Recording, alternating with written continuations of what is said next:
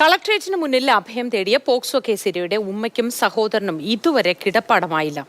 ഇന്നലെ രാത്രി വൈകി കുന്നമംഗലത്തെ സന്നദ്ധ പ്രവർത്തകന്റെ വീട്ടിൽ അഭയം തേടിയ കുടുംബം ഇന്ന് രാവിലെ വീണ്ടും കളക്ട്രേറ്റിന് മുന്നിൽ എത്തിയിരിക്കുകയാണ്. തുടർച്ചയായി നീതി നിഷേധത്തിന് ഇരയായതാണ് ഈ കുടുംബം.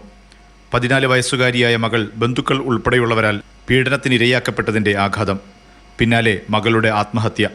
ഈ കുടുംബമാണ് വാടക വീട്ടിൽ നിന്നും ഇറക്കിവിട്ടതിനെ തുടർന്ന് ഇന്നലെ രാത്രി കോഴിക്കോട് കലക്ടറേറ്റിന് മുന്നിലെത്തിയത്.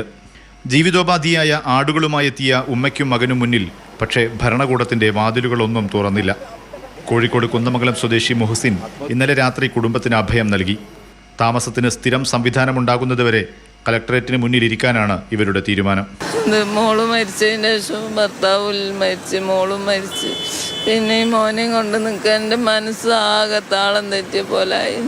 ഈ നാക്കാലികളിങ്ങനെ നോക്കി ഇങ്ങനെ നടക്കുന്നോണ്ടേനും മനസ്സിനൊരു എന്തൊക്കെ ആയിങ്ങാണ്ട് ഇങ്ങനെ വന്നത്. ആരോഗ്യ പ്രശ്നവും കാരണം ജോലിക്കൊന്നും ഇപ്പോൾ പോവാൻ കഴിയില്ല. കുറേ എല്ലാ ജോലിക്കും പോയിണ്ടായിരുന്നു, ഇപ്പം ഒന്നിനും പോവാൻ കഴിയാതായി. പീഡനക്കേസിൽ അന്വേഷണത്തിനിറങ്ങിയ ഫറോക്ക് പോലീസ് ഇരയായ പെൺകുട്ടിയെ അപമാനിക്കുന്ന രീതിയിൽ പെരുമാറിയെന്ന് ആക്ഷേപമുണ്ട്. ഇതാണ് മകളുടെ ആത്മഹത്യക്ക് കാരണമെന്നും ഉമ്മ പറയുന്നു.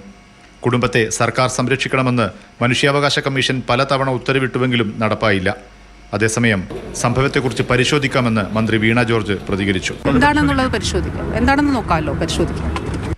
കുടുംബത്തിന് താമസിക്കാനുള്ള സൗകര്യമൊരുക്കാൻ ചർച്ചകൾ നടക്കുന്നുവെന്നാണ് ജില്ലാ ഭരണകൂടത്തിന്റെ പ്രതികരണം. മാതൃഭൂമി ന്യൂസ്, കോഴിക്കോട്.